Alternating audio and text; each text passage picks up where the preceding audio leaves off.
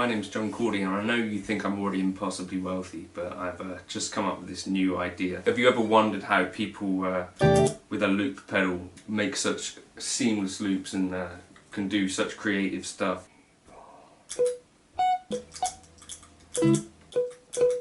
Loop school. Bonkers.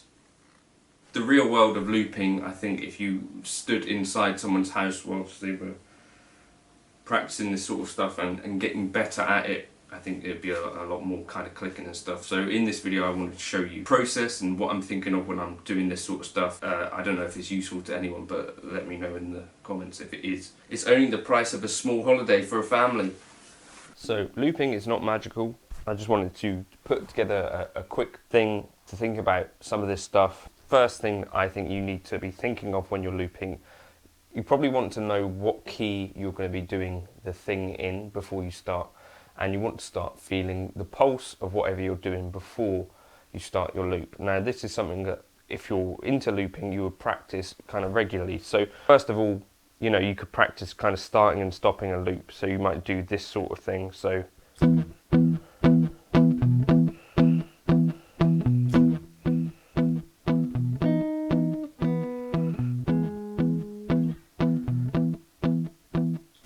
and you're listening to the loop and kind of listening, you just try and do the same thing again.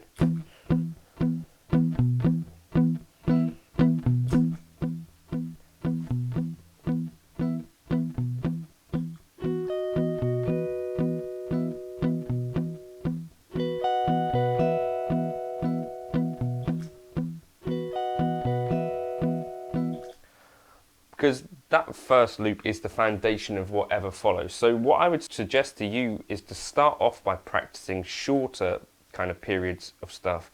My first instinct when I was younger was to do kind of verse, chorus and all this sort of stuff. Actually, I think one of the key things that makes looping work quite well is keeping the loops relatively short.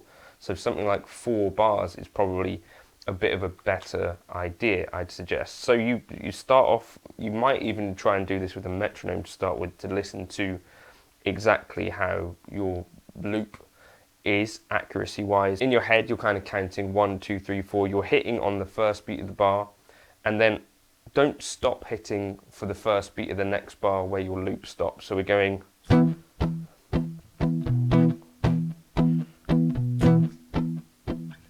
like that. You hear the kind of loop overlaps.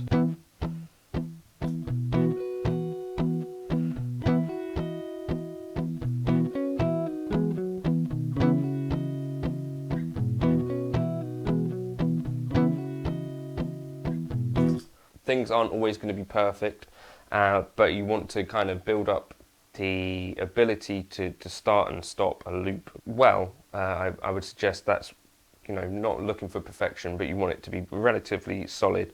So you might try that kind of every day, I guess, if you're getting into this looping thing. Then the other kind of thing that I like to do is to start off with something more ambiguous, and so something that's less like a guitar part, more like something like a twinkly synth part. So you might do something like this, 2, 3, 4.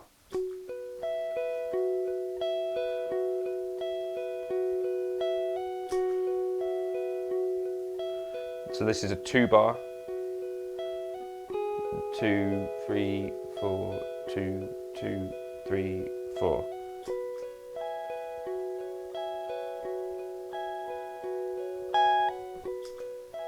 And then that acts as kind of a timekeeping device, as well as giving some kind of texture in the kind of spankier end of things, you know, the shimmery stuff.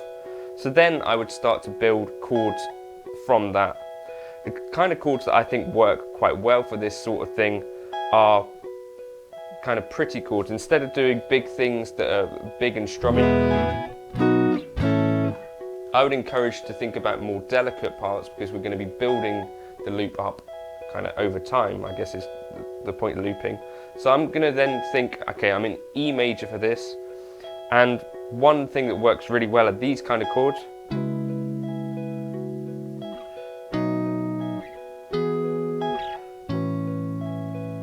We could play them like this.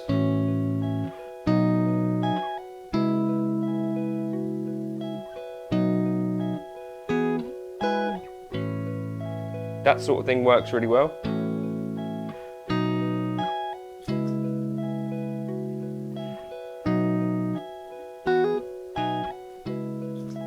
But as you can see, I was sort of playing a 4-bar chord loop, so I've now altered that to be 2. If I hold this button, I think I can undo that layer. Yeah. So what I'm doing here, we've got chords that have the root on the E string, they have the 5th on the A string, and then the 3rd on the G string. It's sort of a spread triad. What I would do is for every key you kind of figure out, so here's E major, so 12, 14, 13. Then F sharp minor would be 2, 4, 2. G minor, 4, 6,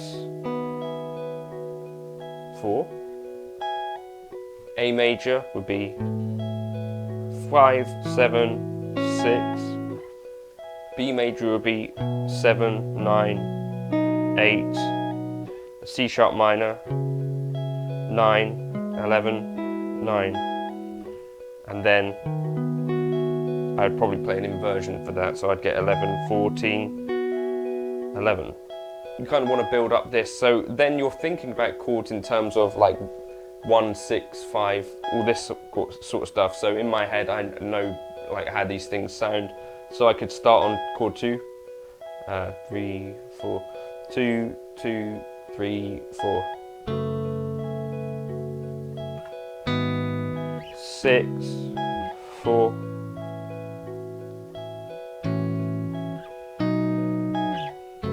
If it was 4-bar,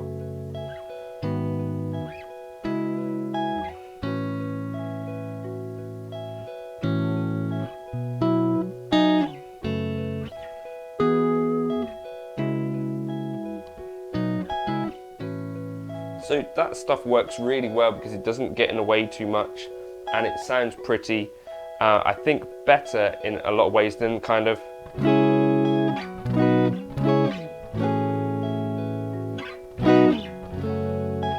and it's not going to get in the way when you start to loop up other things. Okay, right, so the progression I've got here,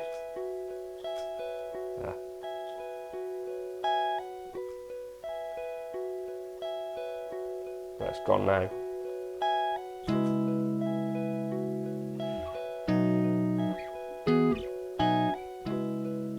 We got 6, 5, 1, 5.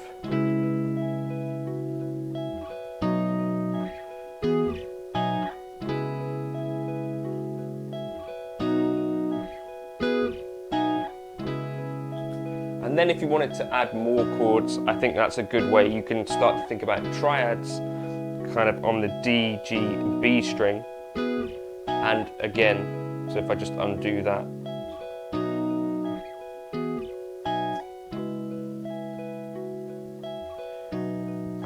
You're thinking about inversions as well, I think. So here's one up.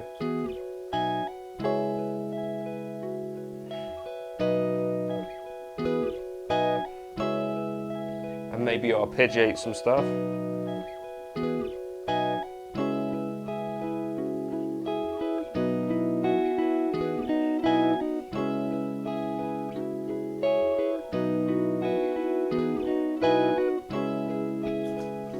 And the gap of either the 6th or the 3rd is your friend. So what you do in E major, you would take something like, if you just start on the E major, let me just turn down the loop. You could count up to your 3rd and then practice playing that interval through the scale.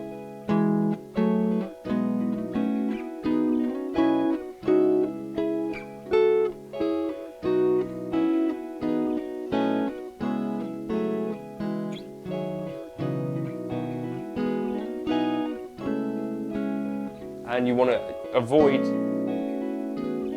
this A note, the 4th degree of the scale is going to be potentially problematic. So that would be one to avoid, so you do kind of anything but the A. So if we try something like that.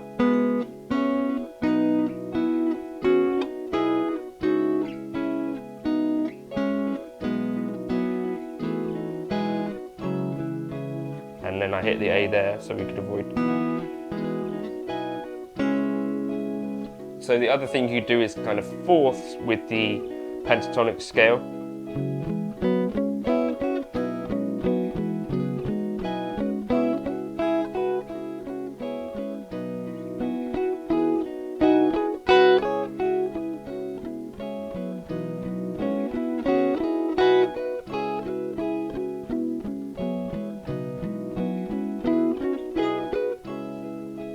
That kind of thing. And I said also sixth, so you know, like we went from the first degree of the scale, the E, to the third, to the fourth, to the fifth, to the sixth. This will work as well. So what I'm doing personally is visualizing kind of the two bits and where they would move within the scale. It's something I've done before, obviously. So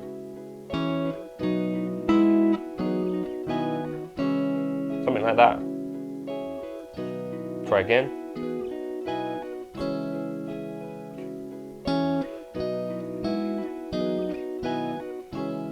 And then we could stack that.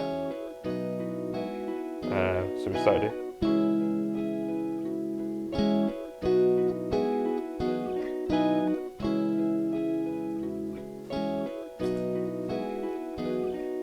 That's a really, really good way to get some extra kind of stuff in there. So you could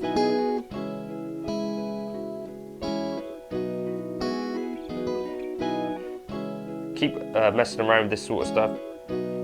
So we're starting up here now.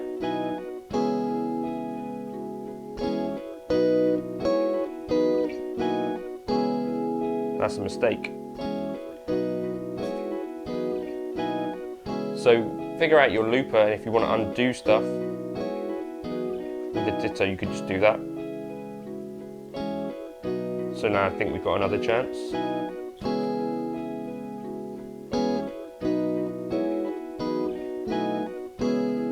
And again, that A happened there. So I can just undo. So what am I thinking? That way I could avoid the A if I press the 6th fret instead of the 7th.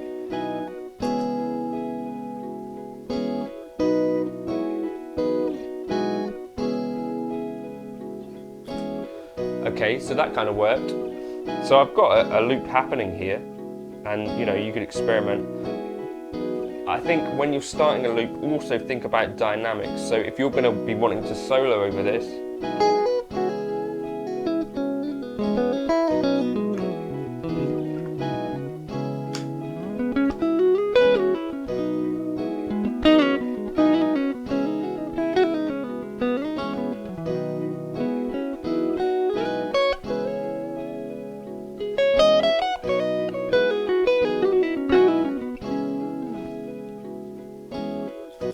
you want to think about how loud the rest of the loop is going to be, because you're going to have the cumulative effect of having lots of guitar parts layered. So, you know, keeping the volume at about halfway or lower might be a good idea so that you can boost things again. All you're hearing is the ditto looper straight into the thing for this. Let's just kind of think about, I'll just get rid of that, how we would start a loop. So what I'm going to be thinking for this is I want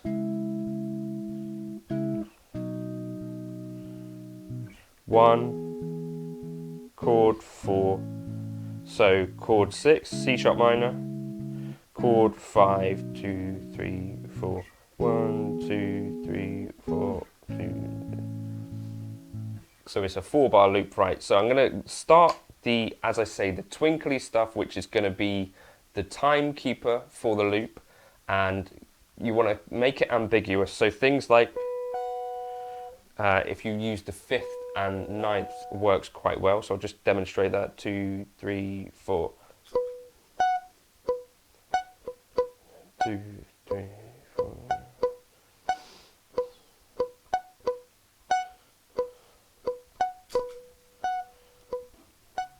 I don't know how consistent that loop's going to be. The longer these loops go, the more likely you are to kind of drift in time. So 6, 6, 5, 5, 1, 5, 4.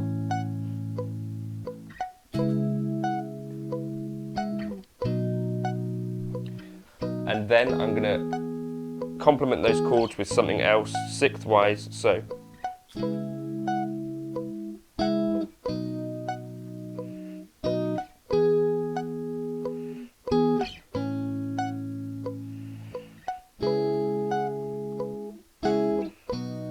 Fifths now, I think.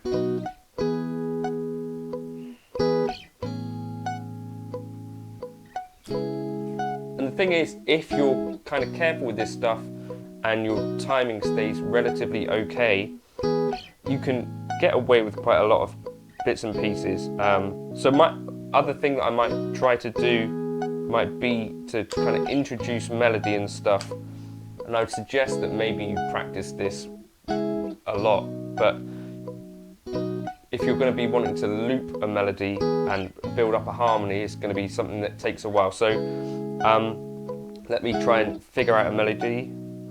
2, 3, 4, 2.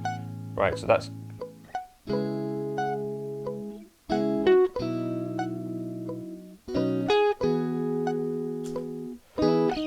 I want to undo that. That wasn't a good melody.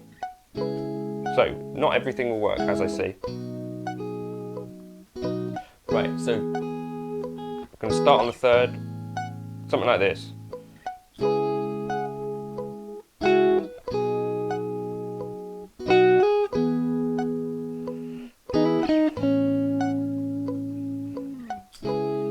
And the first thing I would suggest is that you want to get comfortable with the idea of playing melodies and playing them in octaves like this.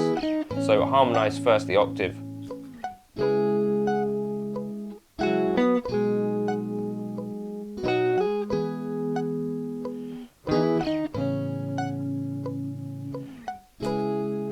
And then you want to think about moving things up 3 frets from where they originally were in the scale and do like harmony in thirds.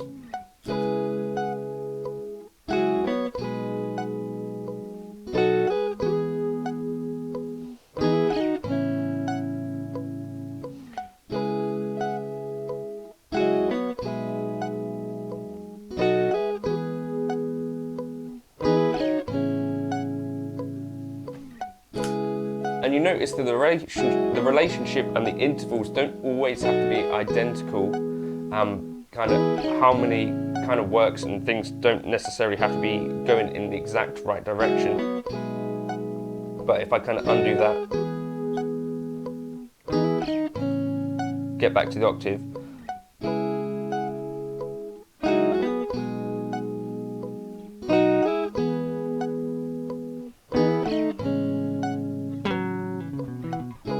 And you get a sense for what kind of stuff works or does not.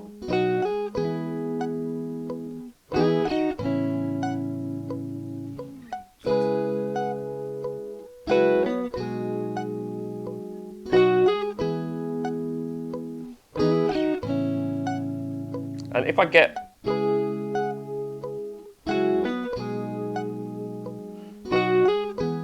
so that's my actual melody.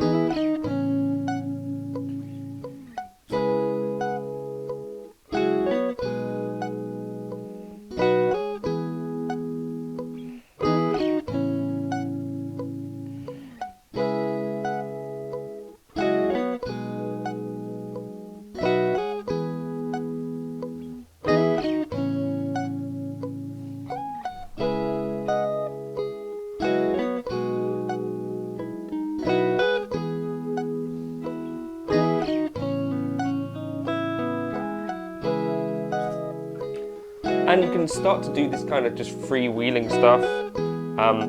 Think about maybe going on the in-between beats.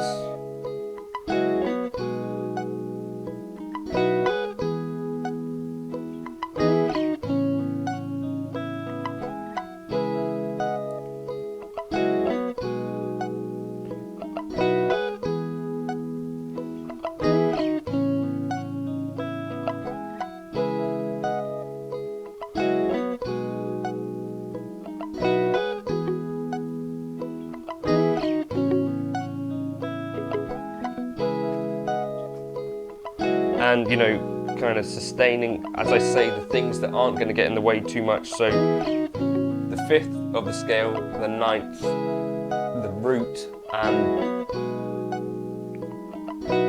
those are the 3 notes that won't get in the way too much.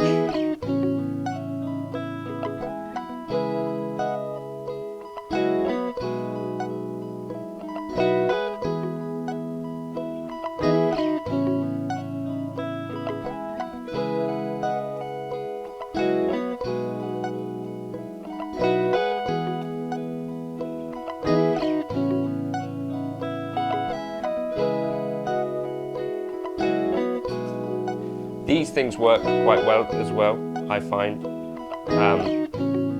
Kind of close intervals. So there we got the root and the 9th, or the 9 and the 3rd. Avoid the 4, root and the 5th, 5th and the 6th. 6th is maybe a bit too strong. The 6th and the 7th, though, is really nice.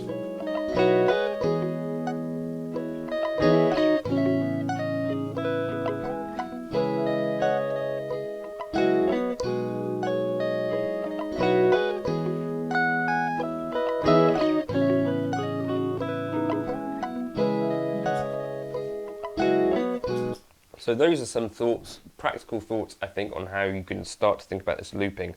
I'll start to put up kind of how I'm building those layers, I think. So as I said, what did I start off with? This idea of 1, 2, 3, 4, 2, 2, 3, 4, 3, 2, 3, 4, 4, 2, 3.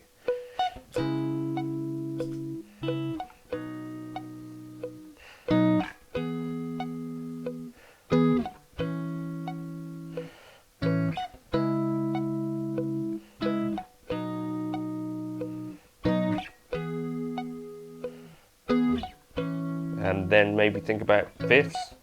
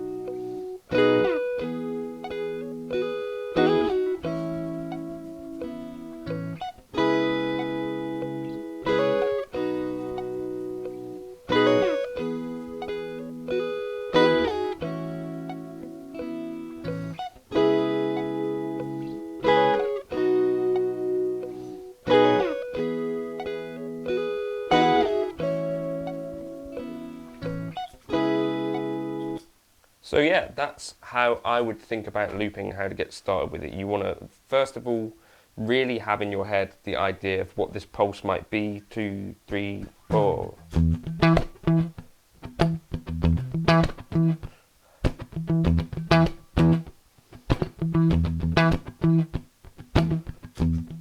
And try and build that loop and build your ability to create a stable loop to start with. Then put your chords around that.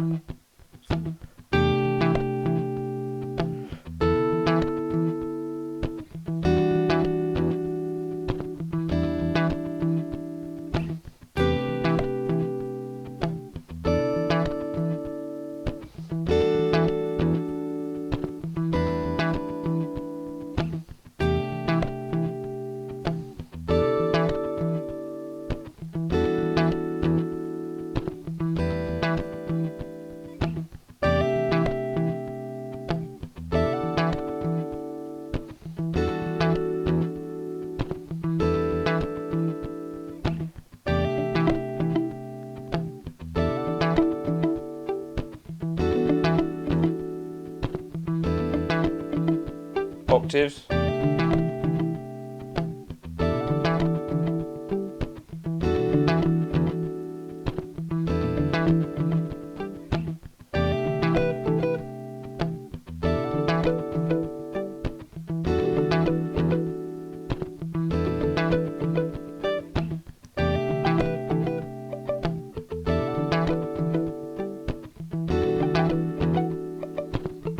Don't be afraid to keep parts simple. You don't necessarily need to fill every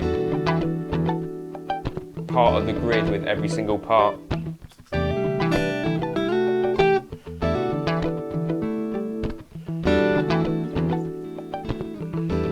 As I say, avoid that 4.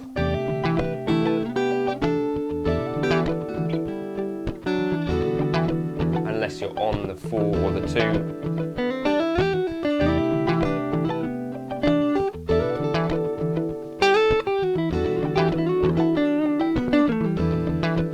And 6 and 3rds are your friend.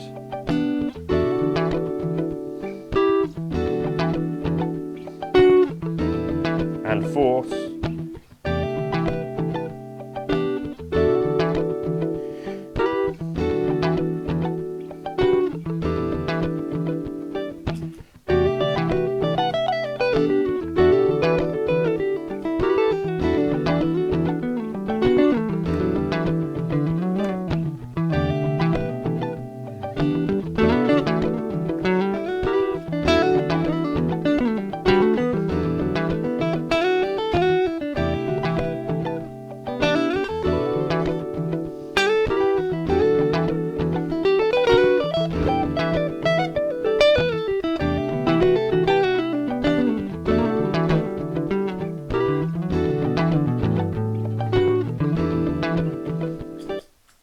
Anyway, so that's kind of that. I think the loop pedal is the best pedal in the world. It's the most creative thing that I can think of. I think I first got one maybe when I got the Pod XT Live. Before that, I don't think I'd experienced one. But I think nowadays, probably almost everyone should have a Ditto looper. I think it's a really useful tool. But those are just some thoughts on how I would get started on this. I hope they're helpful. Feel free to like and subscribe. For Patreon members, I probably will kind of map out some of those layers and bits and stuff that I was doing on certainly the first loop. I may even do that second one. As I say, like, none of this is planned, this is spontaneous, that this is how looping is for me. I'm just trying to share kind of the basis of what I'm doing there. Thank you for stopping by. I'll catch you in another video soon. The magic of looping.